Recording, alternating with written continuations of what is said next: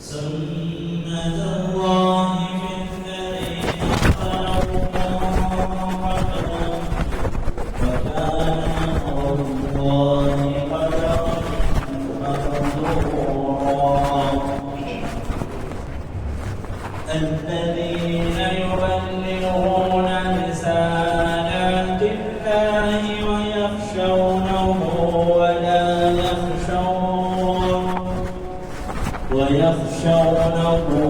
ولا يخشون أحدا إلا الله وكفى بالله حسيبا ما كان محمد أبا أحد من رجالكم ولكن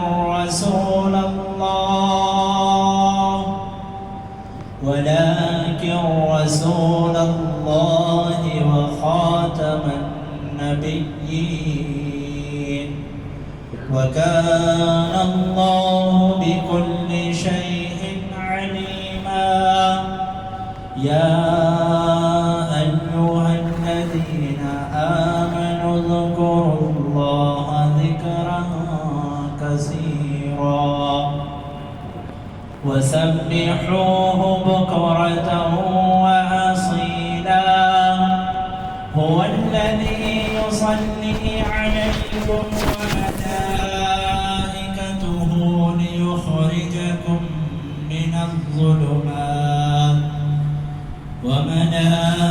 وملائكته ليخرجكم من الظلمات إلى النور وكان بالمؤمنين رحيما تحيتهم يوم يلقونه سلام وأعد لهم أجرا كريما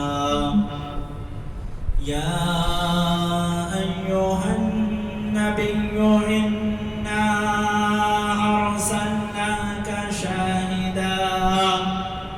إنا أرسلناك شاهدا ومبشرا ونذيرا وداعيا إلى الله بإذنه وسراجا منيرا صدق الله العظيم.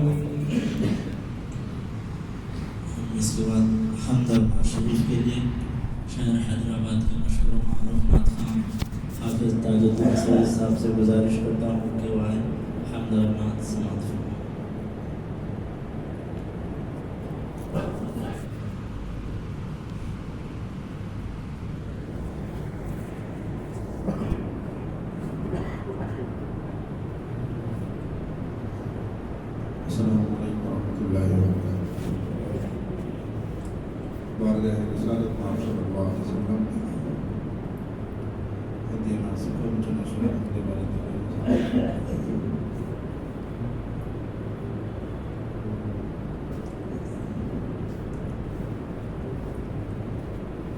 میرے رب کہاں پہ نہیں ہے تو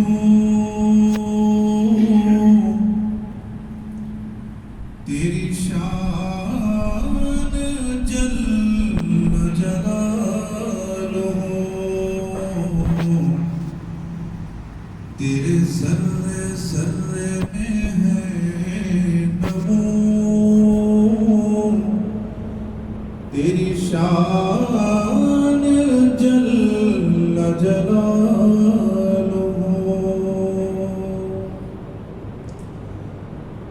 جسے چاہے تو وہ عزیز ہے جسے تو نہ چاہے وہ ذلیل ہے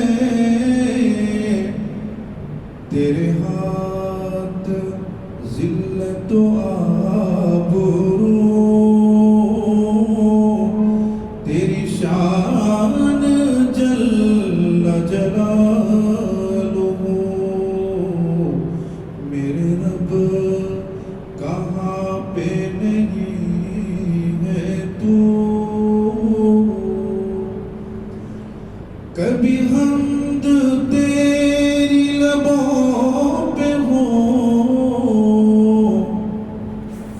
کبھی نعت تیرے حبیب کی، ہے ریاض کی یہی آرزو، تیری شان جل جلالہ۔ ایک مرتبہ درود شریف کا نظرانہ باواز ضرور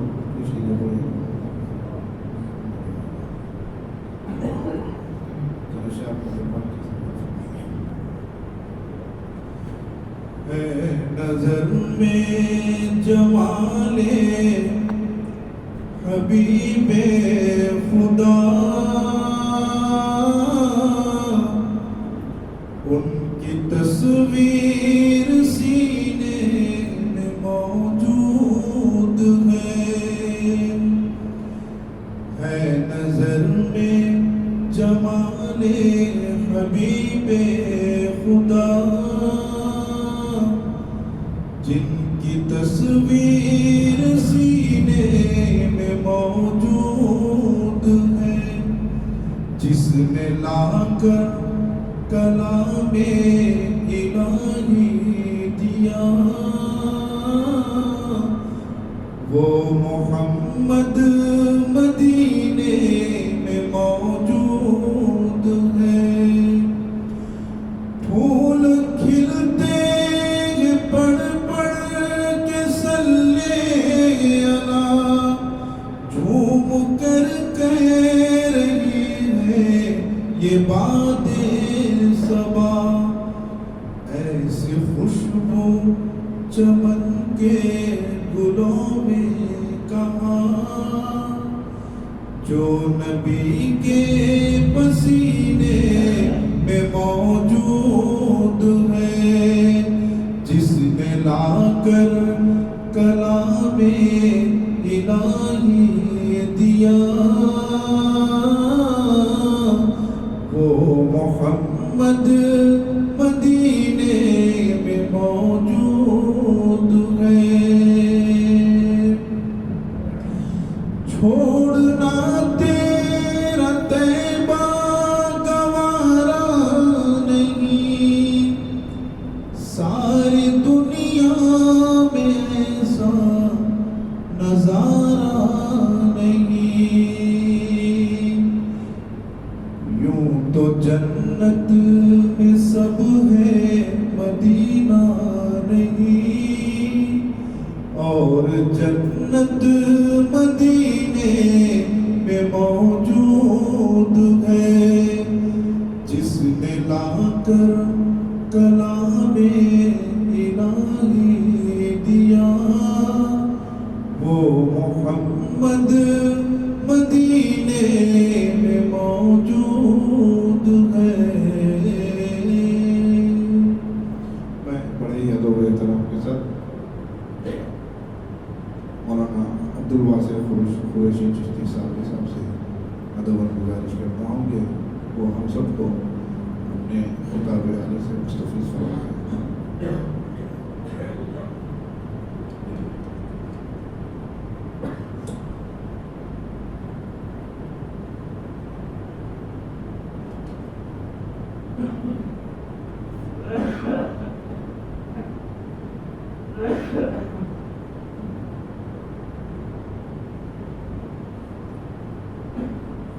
السلام علیکم ورحمۃ اللہ وبرکاتہ۔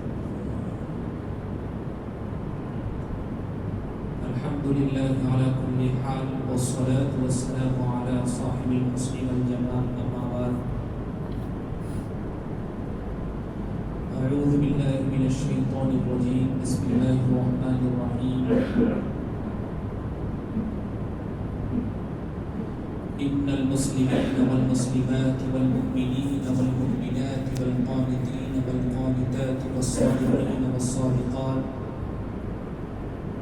والصادقين والصادقات والصابرين والصابرات والخاشعين والخاشعات والمتصدقين والمتصدقات والمتصدقين والمتصدقات والصائمين والصائمات والحافظين فروجهم والحافظات والذاكرين الله كثيرا والذاكرات أعد الله لهم مغفرة وأجرا عظيما.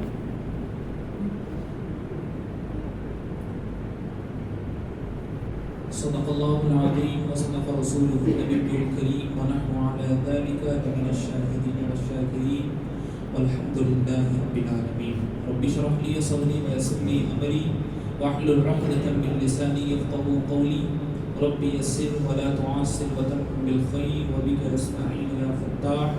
رب زدني علما رب زدني علما رب زدني علما. سامعین مکرم، ایک مرتبہ کونین کے مسئلہ کی بارگاہ میں بآواز بلند درود پاک کا ہدیہ پیش کریے. پڑھیے اللہم صلی علی سیدنا و شفیعنا و حبیبنا و کریمنا و مولانا محمد وعلی آل سیدنا و مولانا محمد وبارک وسلم.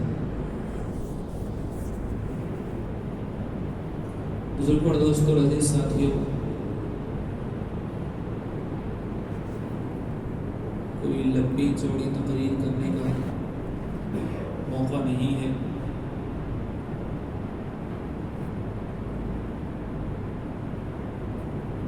بس شب برات کی مناسبت سے کچھ ضروری باتیں سنانے کی سعادت حاصل کر رہا ہوں. دعا کیجیے کہ اللہ تعالیٰ مجھے حق بولنے، آپ کو حق سننے اور ہم تمام کو حق پر عمل کرنے کی توفیق عطا فرمائے. شب برات کی فضیلتیں آپ ہر سال سنتے رہتے ہیں.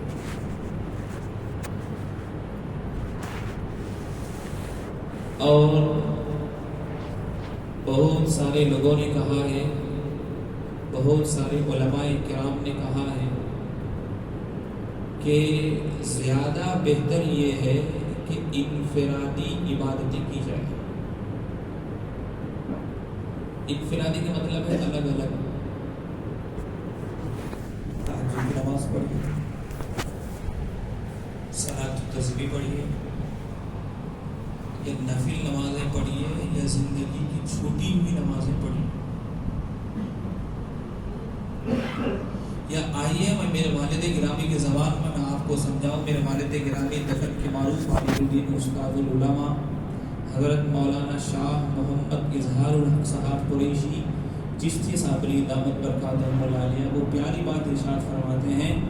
وہ کہتے ہیں کہ تنہائی میں اللہ کی عبادت کرنے میں جو مزہ ہے وہ سب کے سامنے کرنے میں نہیں. یہ یوں سمجھیے، اپنے خدا کو تنہائی میں بیٹھ کر پکارنا یہ سب سے بہترین چیز ہے. یہ بہتر ہے اس سے سب کے سامنے بیٹھ کر اللہ کو پکارا جائے. یہ بھی ثابت ہے. اس کا مطلب یہ نہیں ہے کہ صرف تنہائی کی عبادتیں قابل قبول ہے، اجتماعی عبادتیں قابل قبول نہیں ہے. اس کا مطلب یہ نہیں. اس کا مطلب یہ ہے کہ اللہ تبارک و تعالی کے سامنے رویا جائے اور اس رونے کو کوئی نہ دیکھے.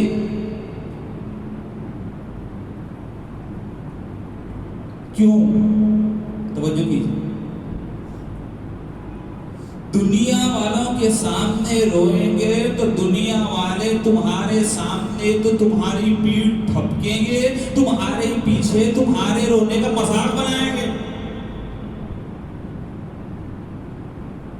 سامنے پیٹھ تھپکیں گے، اگر جانے دو جو ہوگا اچھا ہوگا، جو ہوا اچھا ہوا، لیکن تمہارے پیٹھ پیچھے تمہارے رونے کا مذاق بنائیں گے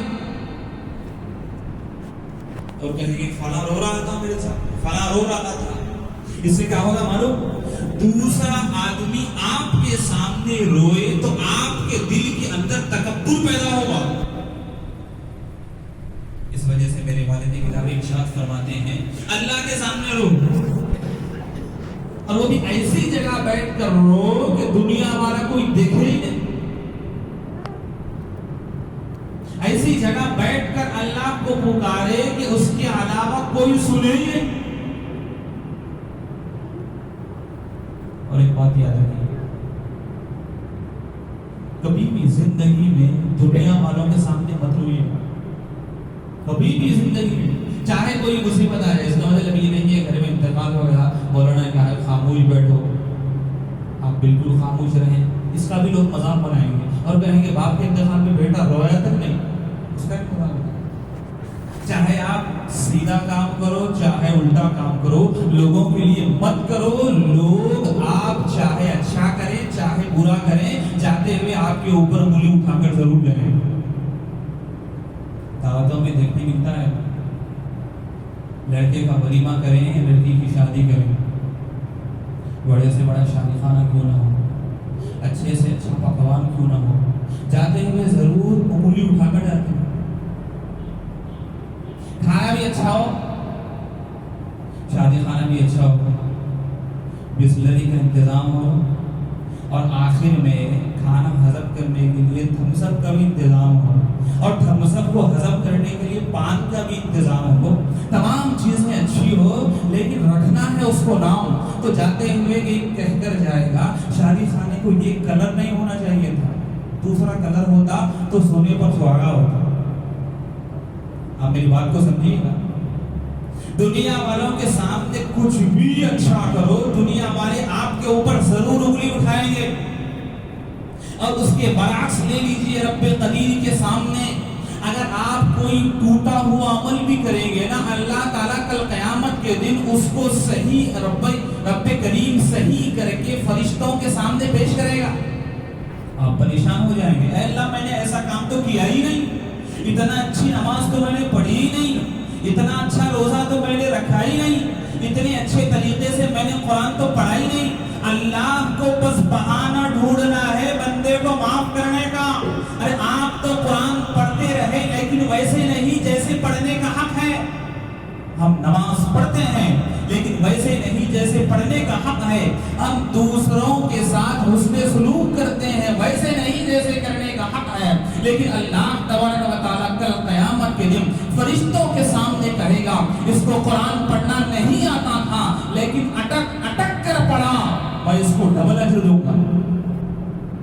اللہ نے کہہ دیا جو قرآن کریم کو اٹک اٹک کر پڑھتا ہے کوشش کے باوجود، اس میں قید ہے آپ کو قرآن پڑھنا نہیں آتا، ہم کو قرآن پڑھنا نہیں آتا، ہم صرف قرآن پڑھنے کی نقل کر رہے ہیں صحیح طریقے سے۔ تو صحابہ کرام تابعین طبی تابعین پڑھتے تھے، قرآن پڑھتے تھے تو اسے سمجھتے بھی تھے، ہم صرف پڑھتے ہیں، اور وہ بھی وہ موقعوں پر پڑھتے ہیں اگر گھر میں کسی کا انتقال ہو جائے، تب انتقال ہو جائے 40واں ہو یا فلاں ہو یا فلاں ہو، اسی کے لیے قرآن کو ہم نے اٹھا کر سجا کر رکھ دیا ہے۔ قرآن نیچے اتری، معاف کریے گا، قرآن نیچے اتری تو سمجھ جائیے گھر میں کسی کا انتقال ہوا ہے، برا مت مانیے، یہ سب کا حال ہے، ہمارا حال بھی وہی ہے۔ قرآن کو اوپر رکھ دیا گیا اور ہم یوں سمجھتے ہیں کہ یہ مردوں کی کتاب ہے۔ ارے بندو یاد رکھو یہ مردوں کی نہیں، یہ تو زندوں کی کتاب ہے۔ کسی کا انتقال ہو گیا، مدرسے کے 4 بچوں کو بلایا اور پڑھ کر بخشنے لگوایا، اور ہم نے یوں سمجھا کہ باپ نے زندگی بھر ہم کو پالا ہے، ماں نے زندگی بھر ہم کو پالا ہے، ان کے انتقال کے بعد قرآن کریم پڑھ کر بچوں کے ذریعے بخش دیا جائے، اور ہم یوں سمجھتے ہیں کہ ہم نے حق ادا کر دیا۔ یاد رکھو مسلمانوں، اللہ کے رسول صلی اللہ علیہ وسلم نے ارشاد فرمایا قرآن کریم کو پڑھو مطلب کے ساتھ اور اس کی تشریح کو بھی سمجھو، لیکن ہمارے پاس ٹائم نہیں ہے قرآن کریم پڑھنے کے لیے۔ یاد رکھیے حضور صلی اللہ علیہ وسلم نے ارشاد فرمایا کہ قرآن کریم کو ایسے پڑھو، اللہ تعالیٰ کا میسج، قرآن کریم کا مطلب کیا ہے؟ قرآن کریم اللہ تبارک و تعالیٰ کا میسج، اللہ تعالیٰ کا بھیجا ہوا کلام۔ کیوں بھیجا؟ بندوں کے لیے بھیجا۔ ارے ہمیں سمجھ میں اس وقت آئے گا جب ہم پڑھیں گے، ہم جب پڑھیں گے نہیں اور اس کا ترجمہ سمجھیں گے نہیں، اس کی تشریح سمجھیں گے نہیں تو ہمیں کیا سمجھ میں آئے گا؟ ارے یہاں تک کہ علماء نے لکھا ہے کہ قرآن کریم کو ترجمے کے ساتھ پڑھو، جہاں جنت کا تذکرہ آ جائے خوش ہو جاؤ، جہاں جہنم کا تذکرہ آ جائے رو لو۔ کل قیامت کے دن اللہ تعالیٰ تمہارے اس رونے کو بہانہ بنا کر جنت میں داخلہ عطا فرمائے گا۔ حضرت ابو بکر صدیق رضی اللہ تعالیٰ عنہ سب جانتے ہیں. حضور علیہ الصلوۃ والسلام کے بعد مسند خلافت پر بیٹھنے والے پہلے صحابی حضرت سیدنا ابو بکر صدیق رضی اللہ تعالیٰ عنہ میرے محبوب صلی اللہ علیہ وسلم کے پاس جب کفار و مشرکین آئے, آ کر کہنے لگے اے محمد صلی اللہ علیہ وسلم, یہ جو تمہارا دوست ہے نا ابو بکر, جن کو تم صدیق کہتے ہو, اسے کہے کہ گھر میں آہستہ قرآن پڑھے, اسے کہیں کہ گھر میں آہستہ قرآن پڑھیں. سرکار نے کہا کیوں, اس کے زور سے پڑھنے سے تمہیں کیا تکلیف ہے؟ تو وہ کافر کہہ رہا ہے ابو بکر جب قرآن پڑھتے ہیں تو خود بھی روتے ہیں, دوسروں کو بھی رلاتے ہیں. ہمارے بچے کاموں پر نہیں جاتے, وہاں جاتے ہیں جہاں ابو بکر قرآن پڑھتے ہیں. ارے ابو بکر خود بھی روتے ہیں, ہمارے بچوں کو بھی رلاتے ہیں. لہٰذا اے محمد تم اپنے ساتھی سے کہہ دو کہ قرآن کریم آہستہ آواز میں پڑھیں. میرے محبوب صلی اللہ علیہ وسلم نے کہا میں سب کر سکتا ہوں لیکن ابو بکر سے یہ نہیں کہہ سکتا کہ آہستہ قرآن پڑھو. تو وہ کافر جاتے ہوئے کہنے لگا اے محمد تم اتنا نہیں کر سکتے ہیں تو کیا کر سکتے ہیں؟ میرے محبوب صلی اللہ علیہ وسلم کا دریا رحمت جوش میں آیا, اس کافر کو بلایا اور بلا کر کہنے لگے میں ابو بکر کو قرآن کریم آہستہ پڑھنے نہیں کہہ سکتا, بس تمہیں اسلام میں داخل کرنا چاہتا ہوں. اتنا کہنا تھا, اس کافر کا دل نرم ہو گیا, اس لیے کہ سرکار کی محبت والی نظر اگر کسی پر پڑ جاتی ہے تو اللہ کے رسول اسے صحابی بنا کر چھوڑتے ہیں. تو میرے محبوب صلی اللہ علیہ وسلم کی محبت والی نظر اس کافر پر پڑی. اس کافر سے کہا ابو بکر سے میں نہیں کہہ سکتا کہ آہستہ قرآن پڑھو, بلکہ میں تمہیں ایمان کی دعوت دیتا ہوں. اتنا کہنا تھا, سرکار جناب محمد رسول اللہ صلی اللہ علیہ وسلم کی زبان میں اثر تھا. اگر میرے محبوب جو کہہ دیتے, اگر اللہ تبارک و تعالی ہدایت قسمت میں لکھا ہے تو ضرور وہ کلمہ پڑھ لیتا. وہ کلمہ پڑھ کے مسلمان ہو گئے. میرے محبوب صلی اللہ علیہ وسلم نے پوری کائنات کو بتایا اے کائنات والو, وہ غیر مسلم ایمان میں داخل ہونے کا سبب کیا بنا؟ قرآن. لیکن ہم قرآن سے دور ہیں, ہم قرآن کریم کو پڑھنا جانتے ہی نہیں. مجھے معاف کریے گا, رمضان المبارک بہترین مہینہ آنے والا ہے. آپ نیت کریے کہ رمضان المبارک میں کم از کم پاؤ پارا تو ضرور یاد ہو جائے. 10 سورے نہیں, 8 سورے نہیں, 60 سورے نہیں, کم از کم پاؤ پارا ضرور یاد ہونا چاہیے ہر مسلمان کو. اس لیے کہ حضور نے ارشاد فرمایا جس کے سینے میں قرآن کا کچھ حصہ محفوظ ہو جاتا ہے, اللہ تبارک و تعالیٰ اس انسان کو دوزخ کی آگ سے بچائے رکھتا ہے. الغرض بزرگ اور دوستوں, مجھے ساتھیوں, میں آپ کو بتانا یہ چاہتا ہوں کہ قرآن کریم کو پڑھیے گا اور سمجھ کر پڑھیے گا اور اس کی تشریح کو بھی سمجھیے گا. انشاءاللہ تبارک و تعالیٰ اللہ کی ذات پر قوی امید ہے, بھروسہ ہے کہ اللہ تبارک و تعالیٰ صحیح راستہ ہم کو بتائے. اور ایک چیز, شب برات ہے نا, اور ایک چیز ذہن میں رکھیے, وہ چیز یہ ہے کہ حضور صلی اللہ تعالی علیہ وسلم نے ارشاد فرمایا اگر کسی بندے کو کوئی پریشانی ہے یا کوئی مصیبت ہے تو پہلے اللہ سے مانگو, بعد میں کوشش کرو. کیا کہا اللہ کے رسول نے؟ پہلے اللہ سے مانگو, بعد میں کوشش کرو. اس کا مطلب کیا ہوا؟ آپ کو کاروبار نہیں ہے یا جاب نہیں ہے یا کہیں پر نوکری نہیں ہے تو نوکری کو تلاش کرنے سے پہلے اللہ سے مانگیے گا. کاروبار میں ترقی سے پہلے اللہ سے مانگیے گا. اور جاب پر جانے سے پہلے, انٹرویو دینے سے پہلے اللہ سے مانگیے گا. کیا مانگیے گا؟ اے اللہ میں انٹرویو کے لیے جا رہا ہوں, اس میں مجھے کامیابی عطا فرما. اگر اس میں بھلائی ہے تو مجھے کامیابی عطا فرما. یہ دعا کر کے اپنے گھر سے نکلیے. میرے والد گرامی ارشاد فرماتے ہیں جب تم دعا کر کے اپنے گھر سے نکلیں گے تو اللہ کی مدد تمہارے شامل حال ہو جائے گی. اگر اللہ تبارک و تعالی تمہارے لیے بہتر رکھا ہے تو وہاں پر نوکری دلوا دے گا, اگر تمہارے لیے بہتر نہیں ہے تو وہاں پر نوکری نہیں دلائے گا. میں بتانا یہ چاہتا ہوں کہ اللہ تبارک و تعالی سے مانگنے کا انسان کے پاس طریقہ چاہیے.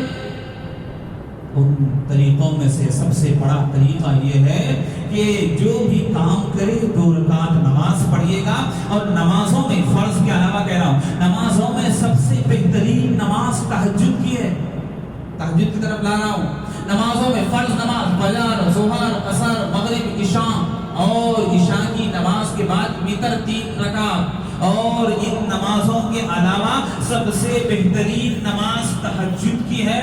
اللہ کے رسول نے ارشاد فرمایا, جب پوری دنیا سوتی ہے کچھ بندے جاگ کر اللہ کو پکارتے ہیں تو اللہ تبارک و تعالی فرشتوں کے سامنے ارشاد فرماتا ہے کہ اے فرشتوں, پوری دنیا سو رہی ہے, میرے کچھ چند بندے جاگ کر مجھے پکار رہے ہیں. تو اللہ تبارک و تعالی فرشتوں کو گواہ بنا کے ارشاد فرماتا ہے, اے فرشتوں, اتنی رات کو جو بھی بندہ مجھے پکار رہا ہے اس کا ہاتھ چھوڑنے سے پہلے تمام چیزیں اسے عطا کر دی جائے. تہجد کی 2 رکعت نماز, یہ میں اس لیے کہہ رہا ہوں پوری رات جاگنا ضروری نہیں.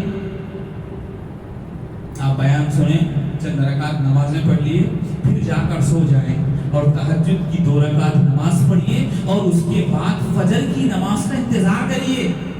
آپ پوری رات عبادت کیے اور تھک گئے, اچانک اذان کے وقت میں آپ کو نیند لگ گئی تو پورا جاگنا بیکار ہو گیا, اس لیے کہ جاگنا فرض نہیں ہے, فجر کی نماز پڑھنا پڑ رہا ہے. مسجدوں میں 12 1 بجے تک جلسے ہوتے ہیں, گراؤنڈوں میں 12 1 2 3 بجے تک جلسے ہوتے ہیں. بہت سارے لوگ جلسے سے اپنے گھروں کو جاتے ہیں, سحری کر کے جو سوتے ہیں وہ صبح 11 بجے اٹھتے ہیں. اس سے ہوگا کہ آپ کو معلوم ہے, اس سے ہوگا یہ کہ ہم نے نفل تو ادا کر دیا لیکن فرض کو ادا نہیں کیا. خاص طور سے شب برات میں, طاق راتوں میں اس بات کا خاص طور پر خیال رکھیے گا کہ رات بھر جاگنا یہ ضروری نہیں ہے. اگر فجر چھوٹ جائے آپ رات بھر بھی جاگ سکتے ہیں اگر آپ فجر کی نماز پڑھیں. اگر رات بھر جاگنے سے آپ کی فجر کی نماز میں اثر پڑ رہا ہے تو جاگنا ضروری نہیں ہے, فجر پڑھنا ضروری ہے. یہ بہت سارے لوگوں کو معلوم ہے لیکن عمل اس کے اوپر کم ہوتا ہے. اس وجہ سے یاد رکھیے گا, زیادہ سے زیادہ عبادت کرنا ہے آپ کے ہاتھ میں ہے. جتنا بشاشت کے ساتھ آپ عبادت کر سکیں عبادت کریے. اگر آپ کو نیند کا تقاضا ہے تو سو جائیے, کم از کم فجر کی نماز سے آدھا گھنٹہ پہلے اٹھ کر کم سے کم 4 رکعت, زیادہ سے زیادہ 12 رکعت کی تہجد کی مقدار ہے, اتنا پڑھیے گا اور اللہ تعالیٰ سے ضرور مانگیے گا. اس لیے کہ انسانوں کا, مسلمانوں کا اللہ کے علاوہ کوئی ہے ہی نہیں. آپ کے ذہن میں یہ بات ہے کہ پوری دنیا کا سروے کر کے دیکھیے, یا تو طاہرانہ پوری دنیا پر نظر ڈالیے, ہر جگہ مسلمان پریشان نظر آتا ہے. ہر جگہ مسلمان پریشان ہے, ہر جگہ مسلمان پریشان ہے, چاہے مسلم کنٹری ہو چاہے غیر مسلم کنٹری ہو, ہر جگہ مسلمان پریشان ہے. مسلمان پریشان ہے, اس کے بہت سارے وجوہات ہیں. اس میں سے ایک سب سے بڑی وجہ یہ ہے کہ ہم نے اللہ کو بھلا دیا, اللہ نے ہم کو بھلا دیا. اللہ تبارک و تعالیٰ کے فرامین پر عمل کریے گا, اللہ تبارک و تعالیٰ ضرور ہمارا ساتھ دے گا. اور خاص طور سے یہ جو راتیں آتی ہیں نا, اللہ تبارک و تعالیٰ ہمیں معاف کرنا چاہتا ہے, اسی وجہ سے چاہے تو ایسی راتیں دیتا ہے, چاہے تو نیکی کرنے کا موقع دیتا ہے, چاہے تو تہجد پڑھنے کا موقع دیتا ہے, چاہے تو دعا کرنے کا موقع دیتا ہے. اگر اللہ کسی سے محبت کرنے کا, اللہ تبارک و تعالیٰ کسی سے محبت کرتا ہے تو اس کو یا تو دیندار بنا دیتا ہے, یا تو شریعت پر عمل کرنے والا بنا دیتا ہے, یا تو قرآن پڑھنے لگا دیتا ہے, یا تو نماز کا پابند بنا دیتا ہے, یا تو قرآن کریم میں وہ ڈوب کر رہ جاتا ہے. تو یاد رکھیے, جسے بھی نیکی کی توفیق مل گئی سمجھ جاؤ اللہ تبارک و تعالیٰ اس سے خوش ہے. نیکی کی توفیق کا نہ ملنا سب سے بڑی وجہ یہ ہے کہ اللہ تبارک و تعالیٰ ہم سے ناراض ہے. اس وجہ سے بہت سارے لوگ فجر پڑھنا چاہتے ہیں پھر بھی نہیں پڑھ سکتے. ظہر, عصر, مغرب, عشاء ارادہ دل میں کرتے ہیں کہ فجر آج ضرور پڑھنا ہے, پھر بھی نہیں اٹھ پاتے. چاہے آپ कितना ही जल्दी क्यों न सो जाए, आप इरादा भी करें तो फजर नहीं पढ़ सकते। या तो यूं समझिएगा आप फजर की अजान के वक्त उठ तो जाएंगे लेकिन बिस्तर को छोड़ नहीं सकते। वजह क्या है? अल्लाह के रसूल ने इरशाद फरमाया, अगर अल्लाह तबारक व तआला किसी से नाराज हो जाता है तो समझो सबसे पहले उससे नमाज की तौफीक छीन जाती है। वो चाहता है तब भी नमाज नहीं पढ़ सकता। इस वजह से मैं आपसे ये जुमला कह रहा हूँ कि पहले अल्लाह से दुआ करिएगा, अल्लाह ताला हमें नमाजों का पाबंद बनाए, हमें शरीयत का पाबंद बनाए, कुरान और सुन्नत पर अमल करने वाला बनाए। तब जाकर आप दुआ करेंगे तो जरूर अल्लाह तबारक व तआला आपको शरीयत का पाबंद बनाए। बुजुर्गों, दोस्तों, अजीज साथियों, ऐसी रातें जिंदगी में साल में एक मर्तबा जरूर आती है। शब बारात साल में एक मर्तबा आती है ना, या तो शब कद्र साल में एक मर्तबा आती है ना। लेकिन आइए, उलमाए किराम से हमने सुना है, उलमाए किराम ने लिखा है, अगर तुम ये चाहते हो कि हमारी ये रातें बेहतर गुजरे, अगर तुम ये चाहते हो कि हमारी रातें बेहतर गुजरे और तुम्हारे नामा आमाल में पूरी रात इबादत करने का सवाब लिखा जाए तो समझो इशा की नमाज जमात के साथ पढ़िएगा, सुन्नतें भी पढ़िएगा और वितर की नमाज भी पढ़िएगा और नफिल नमाज भी पढ़िएगा और अल्लाह का नाम लेकर सो जाइएगा ये नियत से कि मुझे तहज्जुद की नमाज पढ़ना है।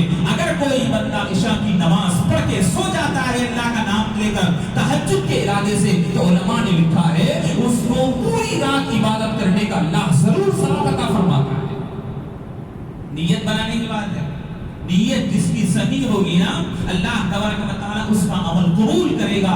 अगर किसी की नियत में फुतूर है तो अल्लाह तबारक व तआला उसकी इबादत को उसके मुंह पर मार देगा और कहेगा तेरे इबादत करने से ना मेरी शान बढ़ने वाली है, ना तेरे इबादत न करने से मेरी शान घटने वाली है। इबादत करे फायदा हमारा है, इबादत न करे नुकसान हमारा है। लेकिन अल्लाह तबारक व तआला ऐसी रातों को भेजकर बंदों को माफ करने का बहाना ढूंढता है। इस वजह से हम अल्लाह का जितना भी शुक्र अदा करें कम है। और खास तौर से शाबानुल मुअज्जम के महीने से रमजानुल मुबारक की तैयारी किया करें। रमजानुल मुबारक की तैयारी ये है हम तिलावत में इजाफा करें, नमाज पढ़ने में इजाफा करें और कभी अगर आपकी तबीयत ठीक हो तो एक आध रोजा भी रख लें। सरकार का मामूल तो ये था कि पूरा शाबान रोजा रखते थे। हजरत आयशा सिद्दीक़ा रज़ियल्लाहु ताला अन्हा फरमाती हैं कि या रसूलुल्लाह सल्लल्लाहु अलैहि वसल्लम ऐसा लगता है कि आप कभी इफ्तार करेंगे ही नहीं, इतने रोजे रखते थे शाबान में। हजरत अम्मी जान ने पूछा या रसूलल्लाह आप इतने रोजे कसरत के साथ शाबान में क्यों रखते हैं? तो सरकार ने इरशाद फरमाया था ना कि मैं रमजान का इस्तक़बाल कर रहा हूँ, कुरान करीम की तिलावत में इजाफा करते थे। और अम्मी जान ने पूछा कि ऐ मेरे सरकार आप तो हमेशा कुरान ज्यादा पढ़ते हैं लेकिन शाबान में और ज्यादा पढ़ते हैं, क्यों, वजह क्या है? तो हुजूर ने इरशाद फरमाया ऐ आयशा मैं रमजान का इस्तक़बाल करता हूँ और उम्मत से भी फरमाया कि मैं नबी हूँ, मुझे रूहानी ग़िज़ा मिलती है, मैं रोजा रखूं तब भी अल्लाह खिलाता है, मैं रोजा न रखूं तब भी अल्लाह मुझे खिलाता है। लेकिन उम्मत से फरमाया कि तुम शाबान में रोजों की कसरत मत करो, ज्यादा रोजे मत रखो, इसलिए कि अगर शाबान में आप ज्यादा रोजे रखेंगे तो रमजान में कमजोर पड़ जाएंगे। अगर रमजान में कमजोर पड़ जाएंगे, रमजान के रोजे फर्ज हैं, शाबान के रोजे नफिल हैं, अगर आप शाबान के रोजे रखते हैं तो रमजानुल मुबारक के रोजों में कमी हो जाएगी। इस वजह से वमा अरसलनाका इल्ला रहमतल लिल आलमीन, अल्लाह ने सरकार को रहमत बनाकर भेजा है। तो सरकार हर उम्मती का सोचते थे, हर बंदे का सोचते थे। इस वजह से सरकार ने इरशाद फरमाया मैं रोजे रखता हूँ तुम रोजे मत रखो, इसलिए कि अगर तुम शाबान में रोजे रखोगे तो रमजान में कमजोर पड़ जाओगे। ये मेरे महबूब सल्लल्लाहु अलैहि वसल्लम ने सिखाया है। और हुजूर ने ये भी बात इरशाद फरमाई, नमाज तो वैसे पढ़ना ही है, नमाज पढ़ है ना, 5 वक्त की नमाज पढ़ गए, वैसे तो हर किसी को पढ़ना ही है, चाहे बीमार हो चाहे सेहतमंद हो, हर किसी पर नमाज पढ़ना फर्ज है। یہ تو آپ کو معلوم ہے شریعت کا اصول ہے، ٹھہر کر نماز نہیں پڑھ سکتے تو بیٹھ کر نماز پڑھیے گا، بیٹھ کر نماز نہیں پڑھ سکتے تو لیٹ کر نماز پڑھیے گا، لیٹ کر بھی نماز نہیں پڑھ سکتے تو اشارے سے نماز پڑھیے گا۔ اشارے سے نماز پڑھنے کا مطلب یہ ہے کہ آپ صرف اشارہ کریے، اللہ سجدہ بھی سمجھ جائے گا، آپ کا رکوع بھی سمجھ جائے گا، آپ کا قیام بھی سمجھ جائے گا۔ اللہ تعالیٰ بتانا یہ چاہتا ہے کہ کسی بھی حال میں مسلمان کے اوپر سے نماز کو نہیں ہٹایا جائے گا، بیمار بھی ہے تو نماز پڑھنا ضروری ہے، اس لیے کہ کل قیامت کے دن سب سے پہلے نماز کے بارے میں سوال کیا جائے گا۔ اگر کسی کی نماز صحیح نکلی تو تمام اعمال کی طرف اللہ لے جائے گا، اگر کسی کی نماز میں گڑبڑ نکلی اللہ تعالیٰ پہلے وہاں پر پکڑ لے گا۔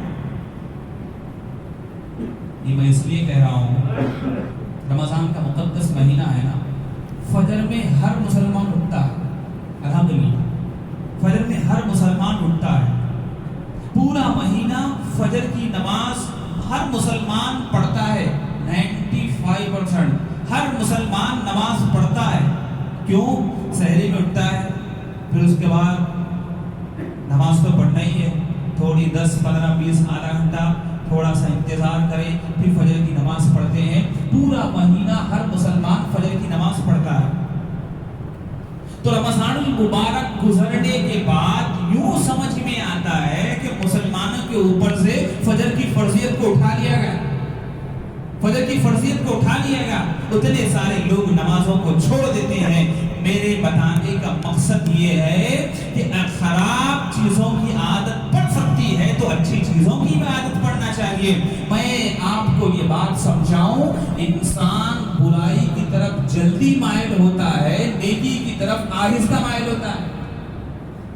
ایک مثال کے ذریعے سمجھیے، ایک آدمی کو سگریٹ پینے کی عادت ہے، یا تو گٹکا کھانے کی عادت ہے، یا پان کھانے کی عادت ہے، سگریٹ ہو، گٹکا ہو، پان ہو۔ جب کسی انسان کو اس کی طلب لگ جاتی ہے نا تو روزے میں وہ ہمیشہ اس کے ذہن میں یہ بات بیٹھی ہوئی رہتی ہے کہ افطار کے بعد پہلا کام نماز کے بعد یا تو سگریٹ پینا ہے، یا تو پان کھانا ہے، یا تو گٹکا کھانا ہے۔ معاف کریے، عادت ہے۔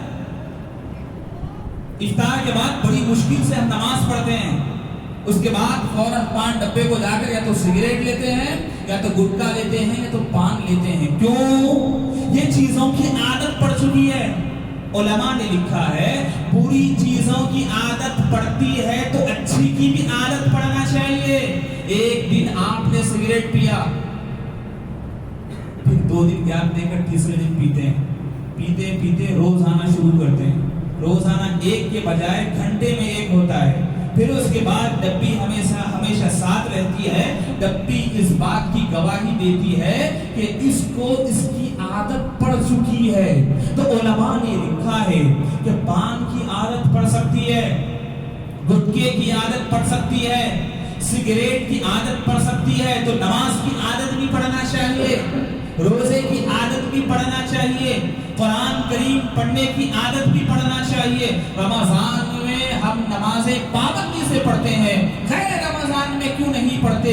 اس لیے کہ رمضان میں عادت تو پڑ چکی ہے، لیکن غیر رمضان میں کیوں عادت نہیں پڑی ہمیں نمازوں کی؟ تو پتہ یہ چلا ہم نمازوں کو ویسے نہیں پڑھتے جیسے نماز پڑھنے کا حق ہے۔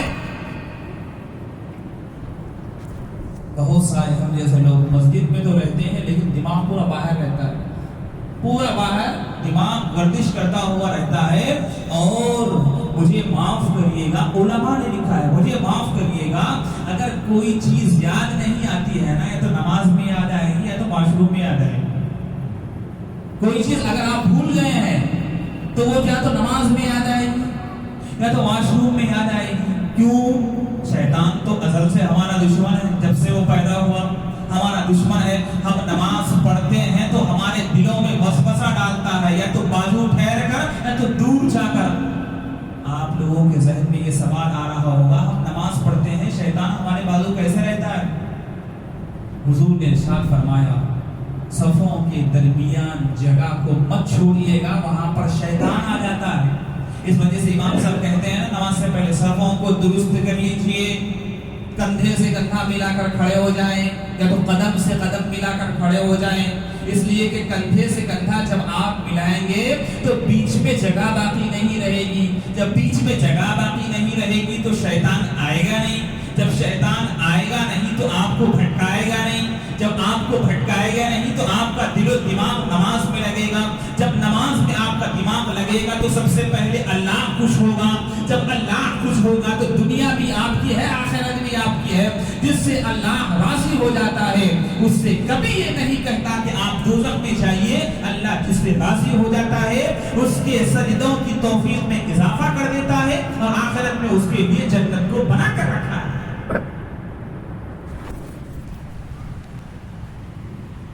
روزے تو رمضان میں آتے ہیں, سال میں 1 مہینہ روزے آتے ہیں, یہ فرض ہے.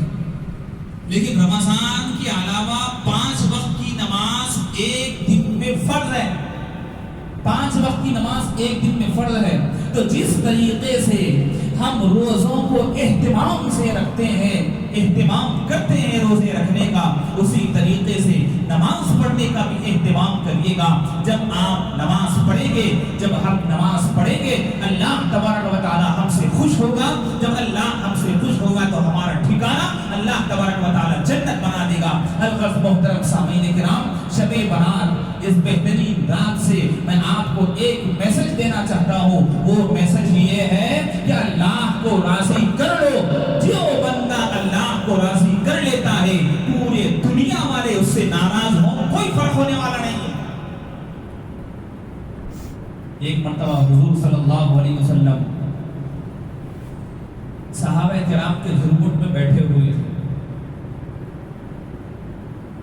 اور کچھ حدیثیں ارشاد فرما رہے تھے اور کہہ رہے تھے ارحموا من فی الارض یرحمکم من فی السماء. تم زمین والوں پر رحم کرو, اللہ تعالی آسمان سے تم پر رحم کرے گا. اور حضور صلی اللہ علیہ وسلم ارشاد فرما رہے تھے طلب العلم فریضۃ علی کل مسلم, علم حاصل کرنا ہر مسلمان پر فرض ہے. حدیثیں بتا رہے تھے, صحابہ کرام کو حدیثیں سکھا رہے تھے, دین کی کچھ باتیں سکھا رہے تھے. ایک صحابی اٹھ کر کھڑے ہو گئے اور کہنے لگے یا رسول اللہ صلی اللہ علیہ وسلم, میرے ماں باپ آپ پر قربان ہو جائے, میں ایک تکلیف میں ہوں. سرکار نے کہا وہ تکلیف کیا ہے؟ تو وہ صحابی روتے ہوئے عرض کرنے لگے سرکار آپ جو باتیں کہہ رہے ہیں میری سمجھ میں نہیں آ رہا ہے, اس لیے کہ میں 2 دن سے بھوکا ہوں. آپ جو کہہ رہے ہیں میرے سمجھ میں نہیں آ رہا ہے, 2 دن سے میں بھوکا ہوں. تو حضور صلی اللہ تعالی علیہ وسلم نے ارشاد فرمایا کہ اے میرے پیارے صحابی سن لو, تم یہ کہہ رہے ہو کہ 2 دن سے میں بھوکا ہوں, تم کھانا کھائیں گے یا میں ایسی چیز آپ کو بتاؤں جو کھانے سے بہتر ہے؟ ہم اور آپ ہوتے تو سب سے پہلے کہتے یا رسول اللہ کھانا چاہیے. لیکن وہ بھی تھے صحابی, رسول خدا صلی اللہ علیہ وسلم کی صحبت میں بیٹھنے والے تھے. انہوں نے عرض کیا سرکار کھانے سے بہتر چیز بتائیے گا. تو میرے محبوب صلی اللہ علیہ وسلم نے ارشاد فرمایا کھانے سے بہتر چیز میں اس وقت بتاؤں گا جب تمہارا دل میری طرف متوجہ ہو, تمہارا دماغ میری طرف متوجہ ہو. تو وہ صحابی کہنے لگے یا رسول اللہ یہ تو ہوتا ہی نہیں ہے, میں کب سے ہی کوشش کر رہا ہوں آپ کی طرف دل و دماغ کو متوجہ کرنے کے لیے, یہ تو ہوتا ہی نہیں ہے. سرکار نے کہا تھوڑی دیر بیٹھ جاؤ. سرکار نے ان کی طرف توجہ ڈالی اور ڈال کر کہا اے پیارے صحابی بتائیے تیرا دل دماغ کس کی طرف ہے؟ اس وقت صحابی کہنے لگے یا رسول اللہ اب میرا دل بھی آپ کی طرف متوجہ ہو چکا ہے, میرا دماغ بھی آپ کی طرف متوجہ ہو چکا ہے, نہ کھایا ہے نہ پیا ہے, بلکہ سرکار نے ان کے دل کی طرف توجہ ڈالی, ان کے دماغ کی طرف توجہ ڈالی. ان کے دل کی دنیا بدل گئی, ان کا دماغ بدل گیا. اب کہنے لگے یا رسول اللہ میرا دماغ کھانے کی طرف سے ہٹ چکا ہے, میرا دماغ پانی کی طرف سے ہٹ چکا ہے, میرا پورا دل و دماغ آپ کی طرف متوجہ ہے. تو میرے محبوب نے ارشاد فرمایا سبحان اللہ و بحمدہ سبحان اللہ العظیم, پڑھ لے تجھے اس سے زیادہ اللہ تعالی ثواب عطا فرمائے. یہ میں آپ کو اس لیے بتا رہا ہوں, اپنے موضوع سے ہٹائیں, کہ آپ کو میں اس لیے بتا رہا ہوں کہ وہ صحابہ کرام بھوکے رہ کر یہ دین کو ہم تک پہنچایا ہے, اتنے پیاسے رہ کر یہ دین کو ہم تک پہنچایا ہے. بڑی مصیبتوں کے ساتھ, بڑی پریشانیوں کے ساتھ یہ دین ہم کو بیٹھے بٹھائے مل چکا ہے. پہلے زمانے میں نہ فین تھا,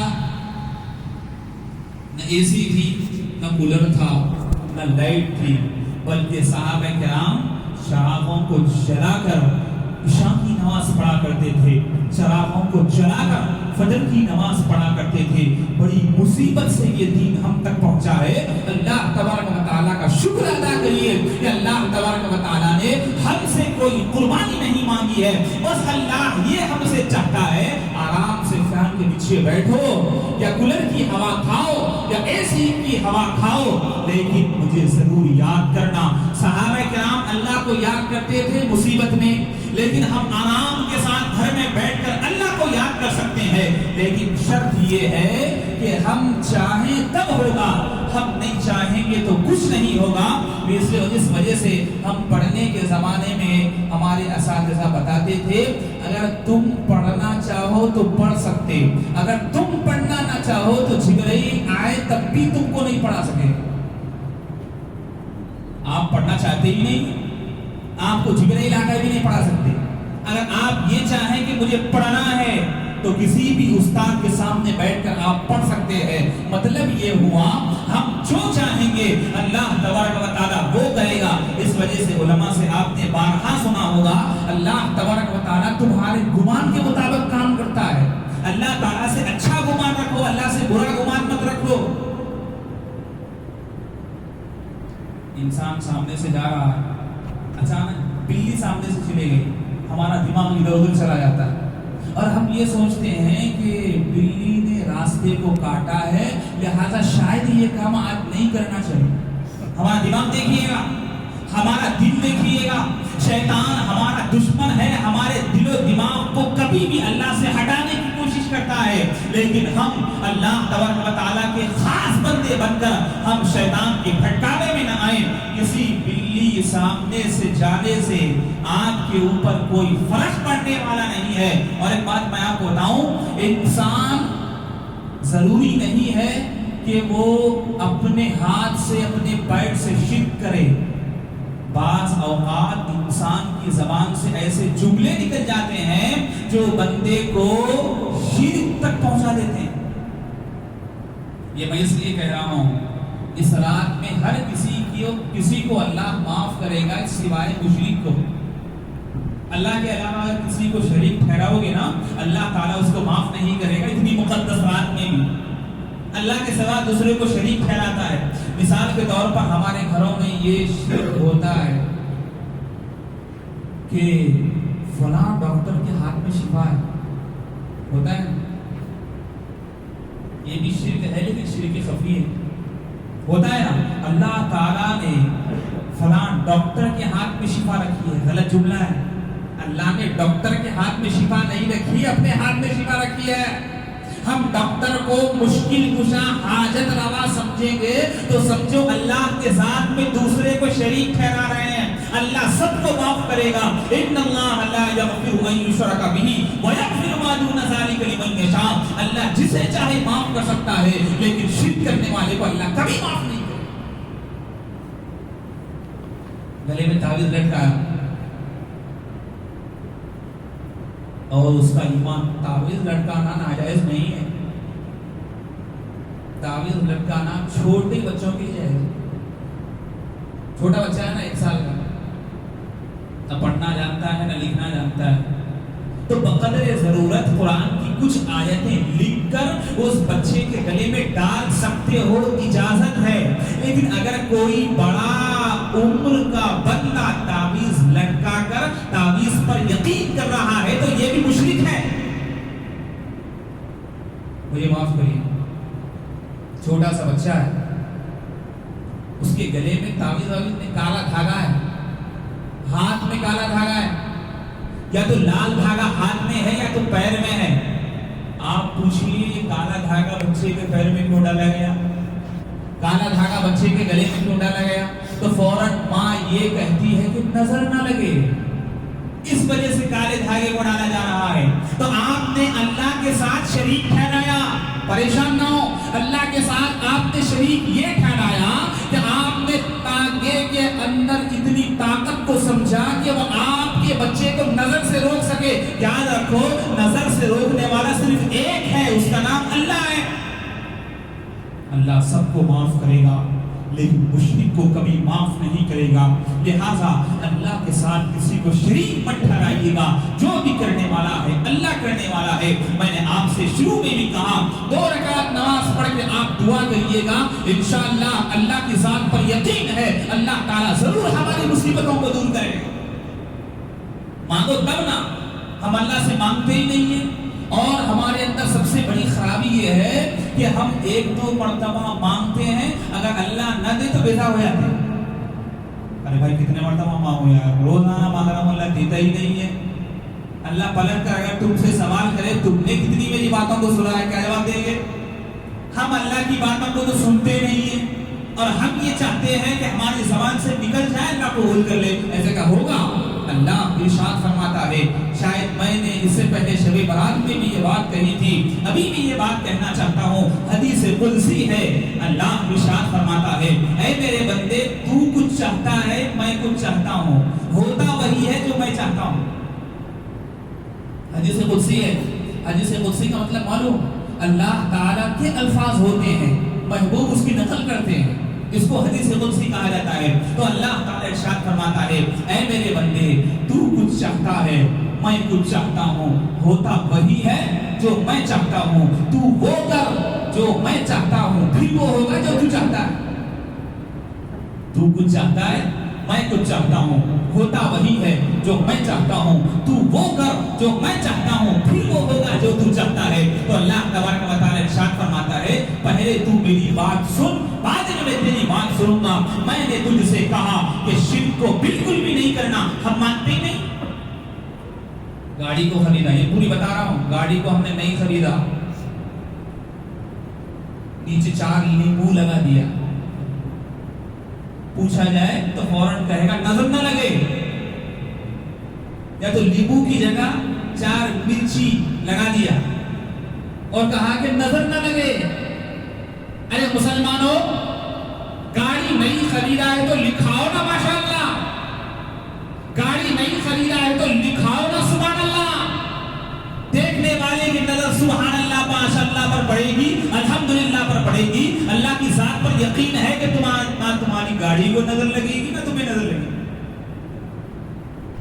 بہت سارے لوگ جوتا بھی لٹکاتے ہیں, شاید مسلمانوں میں نہیں ہے مگر کچھ چیزیں مسلمانوں میں بھی غیروں کی طرف سے آ رہے ہیں. جوتا لٹکا دیا, مرچی کو لٹکا دیا, لیمو کو لٹکا دیا, اور ہمارا ذہن یہ بنا کہ یہ لیمو ہمیں حادثات سے روکتا ہے, یہ مرچی ہمیں حادثات سے روکتی ہے, یہ بھلاوا ہمیں حادثات سے روکتا ہے.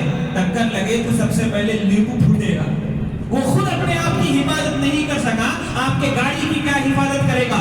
ٹکر لگنے پر سب سے پہلے مرچی ختم ہو جائے گی, وہ اپنے آپ کی حفاظت نہیں کر سکی, آپ کی کیا حفاظت کر سکے گی؟ محترم سامعین کرام, بات کو سمجھیے گا کہ شیطان ہماری زندگیوں میں شرک کو ڈالنے کی کوشش کرے گا. اگر آپ حقیقی بندے ہیں, علماء کرام سے اپنا ربط رکھیے گا. جہاں کہیں بھی جو بات آپ کو سمجھ میں نہ آئے, علماء کرام سے پوچھیے گا, آپ کو علماء کرام صحیح راستہ بتائیں گے. ان اللہ لا یغفر ان یشرک بہ ویغفر ما دون ذلک لمن یشاء. اس رات میں اللہ ہر کسی کو معاف کرے گا لیکن شرک کرنے والے کو کبھی معاف نہیں کرے گا. یہ پوری چیزیں مسلمانوں میں, ایک زمانے میں ہمارے بچپن میں 20 سال 25 سال پہلے گھر پر اگر الو بڑھ جائے نا, گھر کو مرحوم سمجھتے تھے. یہ بھی شرک ہے. کیا شرک ہے؟ الو کے اندر اتنی طاقت ہے کہ تمہارے گھر کے اندر افلاسی کو ڈال سکے نہیں. کسی جانور کے اندر اتنی طاقت نہیں ہے, کسی انسان کے اندر اتنی طاقت نہیں ہے کہ وہ تمہیں فائدہ پہنچا سکے, وہ تمہیں نقصان پہنچا سکے. اللہ کے علاوہ کسی کو شریک مت ٹھہرائیے گا, اللہ کی ذات میں کسی کو شریک مت ٹھہرائیے گا. یہ اللہ تبارک و تعالیٰ نے ہمیں سکھایا ہے, پارے 5 میں ہمیں سمجھایا ہے اور سرکار نے سمجھایا ہے. اس پیاری رات میں ہر کسی کو اللہ معاف کرے گا لیکن شرک کرنے والے کو معاف نہیں کرے گا. اس وجہ سے علماء نے لکھا ہے, صبح نیند سے اٹھتے ہی الحمدللہ الذی احیانا بعد ما اماتنا والیہ النشور, اور اس کے بعد فوراً پڑھیے اشہد ان لا الہ الا اللہ واشہد ان محمدا عبدہ ورسولہ. اور رات میں سوتے وقت اللہم باسمک اموت واحیا, اور اشہد ان لا الہ الا اللہ واشہد ان محمدا عبدہ عبدہ و رسولہ، اس لیے کہ آدمی سوتے سمے بھی مسلمان رہے، اٹھے تو بھی مسلمان رہے۔ شیطان دشمن ہے، اگر ہم اچھی طریقے سے نماز پڑھیں گے نا شیطان ضرور گھسے گا، صحیح طریقے سے آپ روزہ رکھیں گے نا شیطان ضرور گھسے گا، قرآن کریم کی تلاوت کریں گے نا شیطان ضرور کچھ نہ کچھ کامیاب دلائے گا۔ نمازوں میں بھی بہت سارے لوگوں کو بہت کچھ خیالات آتے ہیں، بہت سارے کام یاد آتے ہیں۔ اللہ کے رسول صلی اللہ علیہ وسلم نے ارشاد فرمایا نماز پڑھو تو ایسی کہ یہ میری زندگی کی آخری نماز ہے۔ کسی انسان کو پھانسی پر چڑھایا جانے والا ہے، اس سے خواہش کی جائے کہ آپ کی خواہش آخری وقت میں کیا ہے بتائیے گا، وہ بندہ کہے مجھے 2 رکعت نماز پڑھنا ہے، تو پھانسی سے پہلے جو 2 رکعت نماز پڑھے گا کتنی اخلاص سے پڑھے گا، اس لیے کہ اس کو معلوم ہے میری زندگی کی آخری نماز ہے، اس کے بعد مجھے کوئی نماز ملنے والی نہیں ہے، تو کتنی اخلاص سے نماز پڑھے گا۔ علماء نے اسی مثال کو مد نظر رکھتے ہوئے سمجھایا ہے کہ زندگی کی آخری 2 رکعت نماز ہم کتنے اخلاص سے پڑھتے ہیں۔ ہر نماز میں ہم یہ سوچئے، یہ سوچنا چاہیے کہ یہ ہماری زندگی کی آخری نماز ہے۔ روزہ رکھے تو یہ سمجھ کر رکھے کہ ہماری زندگی کا آخری روزہ ہے۔ شب برات آئے تو یہ سمجھے شاید میری زندگی کا آخری شب برات ہے۔ رمضان آئے تو یہ سوچے کہ شاید ہماری زندگی کا آخری رمضان ہے۔ تاکراتیں آئے تو یہ سمجھیے گا شاید ہماری زندگی کی آخری تاکراتیں ہیں۔ اگر ہم یہ سوچیں گے تو اللہ کی عبادت زیادہ سے زیادہ کر سکیں گے، اگر ہم نہ سوچیں گے تو ہم بوڑھے ہونے کا انتظار کریں گے۔ چند سال پہلے تک سننے میں آتا تھا وہ بوڑھے شخص کا انتقال ہو گیا، وہ بوڑھے شخص کا انتقال ہو گیا۔ چند سالوں سے یہ سننے میں آ رہا ہے، کورونا کے بعد یہ سننے میں آ رہا ہے کہ اس جوان کا بھی انتقال ہو گیا، اس بچے کا بھی انتقال ہوا۔ ارے کیا ہوا؟ ابھی تو مجھ سے بات کر کے گیا ہے، 33 سال کا جوان ہے، کیسے چلا گیا؟ ارے وہ تو معصوم سا بچہ تھا، گلی کے سامنے کھیلتا تھا، 5 سال کا تھا، کیسے اس دنیا سے چلا گیا؟ یہ زیادہ سننے میں آ رہا ہے۔ تو اللہ تعالیٰ بتانا یہ چاہتا ہے کہ موت کے لیے بوڑھا ہونا ضروری نہیں ہے، موت جوانی میں بھی آ سکتی ہے، ادھیڑ عمر کے ہو جاؤ تب بھی موت آ سکتی ہے، اگر تم بچے ہیں تب بھی موت آ سکتی ہے۔ موت کا وقت اللہ تعالیٰ نے کسی کو نہیں بتایا ہے، یہ اس لیے کہ بندہ زیادہ سے زیادہ عبادت کر سکے۔ اللہ کو معلوم ہے میرا بندہ کتنا ہوشیار ہے۔ اگر اللہ تعالیٰ بتا دے کہ 2025 میں آپ کی موت ہونے والی ہے رمضان میں، تو 2025 شعبان تک پورے گناہ کریں گے، 1 مہینہ شریف بن جائیں گے۔ اللہ تعالیٰ کو پتا تھا، اللہ ہر چیز کو جانتا ہے بندے کی، کیا کرنے والا ہے وہ بھی جانتا ہے، کیا کر چکا وہ بھی جانتا ہے، بندے کے دل کے اندر کا ارادہ بھی اللہ تبارک و تعالیٰ جانتا ہے۔ اس وجہ سے اللہ تعالیٰ نے موت کے وقت کو چھپا کر رکھا ہے، یہ بھی اللہ کی مصلحت ہے۔ تو ہمیں چاہیے کہ ہم یہ سوچیں شاید یہ ہماری زندگی کا آخری شب برات ہے، ہم یہ سوچیں شاید یہ رمضان المبارک ہماری زندگی کا آخری ہے، ہمارے دل میں یہ سوچ پیدا ہو جائے گی تو ہم اللہ کی عبادت اخلاص کے ساتھ کر سکیں گے۔ بزرگوں، دوستوں، عزیز ساتھیوں، آخری بات، صرف اور صرف آخری بات یہ ہے کہ شب برات کا بہترین موقع ہے، بہترین رات ہے کہ جو بندہ اللہ تبارک و تعالیٰ کو ناراض کرا ہے، بہترین موقع ہے کہ راضی کر دیا جائے اور سچے پکے دل سے توبہ کیا جائے اور شرک سے بھی اللہ تعالیٰ سے معافی چاہیے گا۔ اور علماء کرام نے یہ بھی لکھا ہے کہ دل کے اندر کینہ پالنے والا اللہ اس کو بھی اس رات میں معاف نہیں کرے گا، اور اپنے پائنچے ٹخنوں کے نیچے رکھ کر گھومنے والا ایسے بندے کی بھی اللہ بخشش نہیں کرے گا۔ اور خاص طور سے علماء نے لکھا ہے کہ شراب پینے والوں کو بھی اللہ اس رات میں معاف نہیں کرے گا، اور والدین کے نافرمان کو بھی اللہ تعالیٰ اس رات میں معاف نہیں کرے گا۔ ماں باپ کا نافرمان، دل میں کینہ رکھنے والا، اور ایک بات یاد رکھیے یہ زمانے کے حساب سے رشتہ داریوں میں پھوٹ ڈالنے والا، ہر خاندان میں ایک انسان ضرور ہوتا ہے لڑانے والا۔ کسی بھی انسان کی صورت پر مت جائیے گا، ضرور ہر خاندان میں ایک نہ ایک مرد یا عورت ایسی ہوتی ہے کہ آپس میں ایک دوسرے کو لڑا دے، اس کے سامنے جا کر کہے کہ فلاں بھائی نے تجھ کو ایسے کہا ہے، تجھے باپ نے ایسے کہا ہے، اور باپ کو جا کر کہے کہ بیٹے نے ایسے کہا ہے، دونوں میں خون ڈال دیا۔ سرکار نے ارشاد فرمایا کہ رشتہ توڑنے والا اللہ تبارک و تعالیٰ کی صراط میں بھی اس کی بخشش نہیں کرے۔ اس وجہ سے عزیز دوستوں ساتھیوں، وقت کو غنیمت جانیے گا۔ فضائل تو آپ بارہا سنتے رہتے ہیں، مختصر سی کچھ باتیں تھی جو آپ حضرات کی گوش گزار کرنا تھا، وہ یہی باتیں تھی۔ ہو سکتا ہے یہ باتیں آپ نے کئی مرتبہ سنا ہے، لیکن یاد رکھیے گا ایک بات کو بار بار سننے سے وہ دل میں نقش ہو جاتی ہے، آپ کو عبادت کرنے میں مزہ آئے گا، اور جو چیز دل میں نقش ہو جاتی ہے انشاءاللہ وہ مرتے دم تک آپ کو کام آنے والی ہے۔ تو یہ رات کو غنیمت جانیے گا، اور یہ ادھر ادھر پھرنے سے بہتر ہے گھروں میں آپ آرام کریے گا۔ اگر آپ عبادت کرنا چاہیں تو صلاۃ التسبیح پڑھ سکتے ہیں، صلاۃ التسبیح بھی آرام سے پڑھ سکتے ہیں، اور اکیلے پڑھیے۔ کیوں؟ اکیلے پڑھیں گے تو آرام سے پڑھ سکیں گے، اگر جماعت کے ساتھ پڑھیں گے تو ہم کو امام کے تابع ہونا ہے، تو امام صاحب کو جلدی جلدی پڑھنا آتا ہے، وہ پڑھ کر اڑ جائیں گے، آپ نہیں پڑھیں گے تو آپ کی نماز نہیں ہوگی۔ صلاۃ التسبیح ایسی نماز ہے کہ امام صاحب پڑھ کر اڑ جائیں، آپ نہیں پڑھ سکے تو سمجھ جائیے آپ کی نماز نہیں ہوئی۔ تو لہٰذا انفرادی طور پر عبادت کرنے کا اہتمام کریے گا۔ اللہ تبارک و تعالیٰ سے دعا کریے اللہ تعالیٰ ہم تمام کو کہنے اور سننے سے زیادہ عمل کرنے کی توفیق عطا فرمائے۔ کہنے میں اگر کچھ غلطیاں ہوئی ہیں تو اللہ تعالیٰ محض اپنے فضل و کرم سے معاف فرمائے۔ اگر کوئی بات کہنے میں ایسی نکلی ہو جو آپ کے دلوں کو تکلیف پہنچائی ہو تو آپ سے بھی معذرت کا طلبگار ہوں۔ اللہ تعالیٰ ہم تمام کو دین کی صحیح سمجھ عطا فرمائے، آمین یا رب العالمین۔ وآخر دعوانا الحمدللہ رب العالمین۔ مختصر سی دعا کی تو انشاءاللہ الحمدللہ رب العالمین، والصلاة والسلام علی اشرف الانبیاء والمرسلین محمد وعلى آلہ واصحابہ اجمعین۔ اللهم انت السلام ومنك السلام واليك يرجع السلام، حينا ربنا بالسلام وادخلنا الجنة دار السلام، تبارك ربنا وتعاليت يا ذا الجلال والاکرام۔ اے اللہ ہمارے تمام گناہوں کو معاف فرما، اے اللہ ہماری تمام خطاؤں سے درگزر فرما، اے اللہ ہماری لغزشوں کو معاف فرما، اے اللہ ہماری کوتاہیوں کو دور فرما۔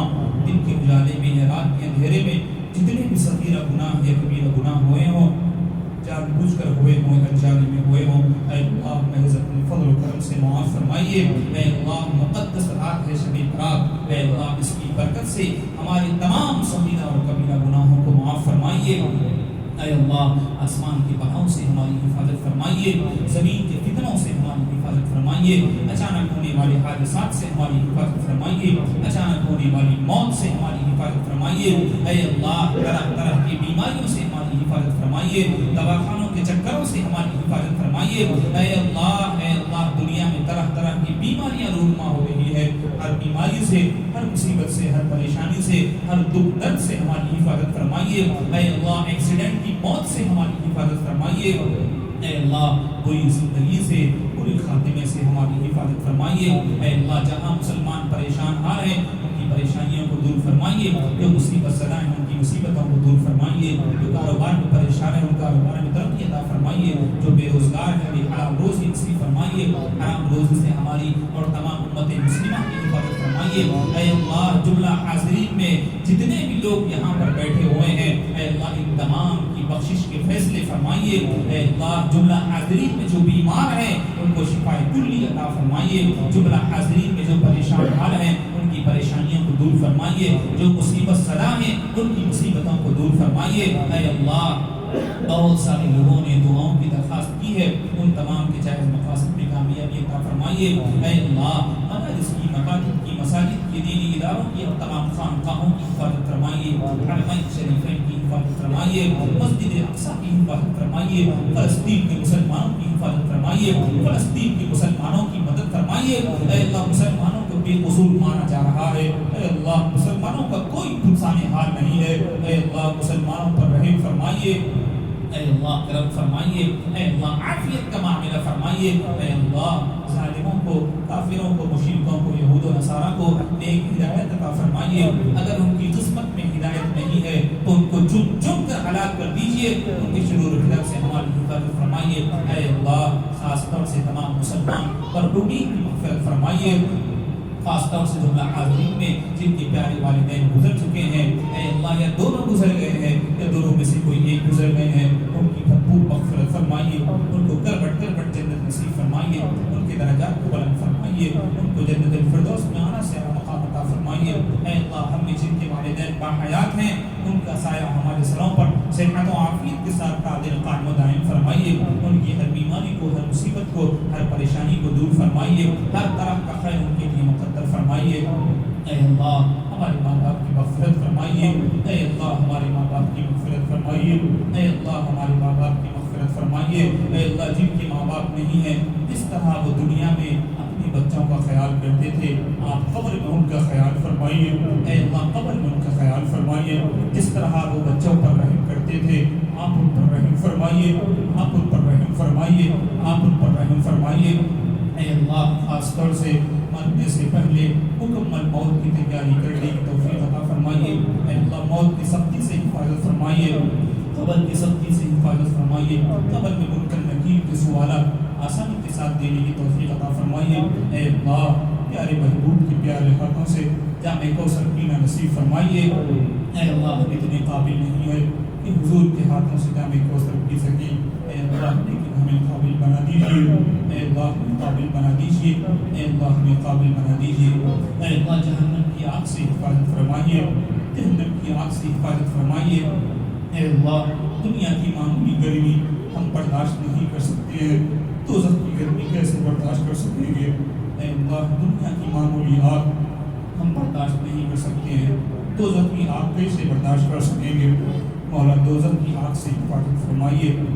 اے اللہ خاص طور سے اگر آپ ہمیں دوزخ میں ڈالیں گے تو آپ کے محبوب تڑپ جائیں گے، آپ کے محبوب تڑپ جائیں گے۔ اے اللہ حضور کی خاطر ہمیں معاف فرمائیے، اے اللہ حضور کی خاطر ہمیں معاف فرمائیے، اے اللہ حضور کی خاطر ہمیں معاف فرمائیے، اے اللہ بس ہمیں معاف فرمائیے۔ آپ ہم سے راضی ہو جائیے، ہم کو نیک اور صالح بندوں میں شمار فرمائیے۔ اے اللہ آپ ہم سے راضی ہو جائیے، اے اللہ آپ ہم سے راضی ہو جائیے۔ اے اللہ ہم نے اپنے گھروں میں دیکھا ہے کہ ماں اپنے چھوٹے بچے کو دکان سے کچھ سودا لانے کے لیے بھیجتی ہے، جب بچہ سودا لانے کے لیے جاتا ہے ماں دروازے میں کھڑے ہو کر دیکھتی ہے کہ میرا بچہ سودا لا رہا ہے۔ جب بچہ سودا لاتا ہے تو ماں آگے بڑھ کر وہ سودے کو اٹھا لیتی ہے اور بچے کے پیٹھ پر ہاتھ پھیرتی ہے، بچے کے سر پر ہاتھ پھیرتی ہے۔ اے اللہ ہم تیرے کمزور بندے گناہوں کی ٹوکری سر پر لائے، اے اللہ گناہوں کی ٹوکری پیٹھ پر لائے، گناہوں کا سمندر پیٹھ پر رکھ کے لائے ہیں۔ اے اللہ اس سمندر کو ہٹا دیجیے، اس ٹوکری کو ہٹا دیجیے، اے اللہ ہمیں معاف فرما دیجیے۔ آپ نہیں معاف کریں گے تو کون معاف کرے گا؟ آپ کے علاوہ ہمارا ہے بھی تو کوئی نہیں، آپ ہی ہمارے سب کچھ ہیں۔ اے اللہ ہمارا کوئی نہیں ہے، اے اللہ ہمیں بس معاف فرمائیے، اے اللہ معاف فرمائیے۔ اتنی زندگی گزر چکی ہے، گناہوں میں اتنی زندگی گزر چکی ہے، اے اللہ آپ تو وفادار نکلے، ہم بے وفا نکلے، اے اللہ آپ با وفا نکلے، ہم بے وفا نکلے، ہم غدار نکلے۔ آپ سے وعدہ کر کے آئے تھے نماز پڑھیں گے، آپ سے وعدہ کر کے آئے تھے روزہ رکھیں گے، ہم نے آپ کے ساتھ غداری کی، ہم نے نمازوں کا بھی اہتمام نہیں کیا، ہم نے روزوں کا بھی اہتمام نہیں کیا۔ اے اللہ آپ تو وفاداری کرتے رہے، آپ نے کھانے کو نہیں روکا، آپ نے پینے کو نہیں روکا۔ اے اللہ ہماری غداری کو معاف فرمائیے، ہماری غداری کو معاف فرمائیے، ہماری غداری کو معاف فرمائیے۔ اے اللہ اس رات میں کچھ نہیں چاہیے، بس بخشش کر دیجیے۔ اے اللہ صحیح سلامت رمضان تک پہنچا دیجیے، صحیح سلامت رمضان تک پہنچا دیجیے، پیارے اللہ صحیح سلامت رمضان تک پہنچا دیجیے۔ اے اللہ بہت سارے لوگوں نے حسن زن کی بنا پر ہم سے کہا ہے، دعاؤں کی درخواست کی ہے۔ اے اللہ لوگ نہیں جانتے کہ ہم کتنے گناہگار ہیں۔ اے اللہ مسجد کا آتے ہوئے باپ بھی کہہ رہی تھی کہ دعا میں یاد رکھیے، باپ بھی کہہ رہا ہے دعا میں یاد رکھیے۔ اے اللہ ہم تو اتنے بڑے گناہگار ہیں، ہمارے گناہوں کو آپ نے چھپائے رکھا ہے۔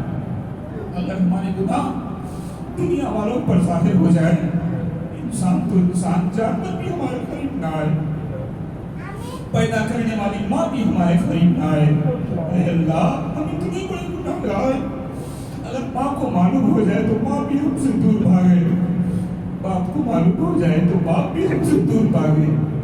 میرے اللہ جس طرح آپ نے دنیا میں گناہوں پر پردہ ڈالے رکھا ہے، کل قیامت کی رسوائیوں سے بھی حفاظت فرمائیے۔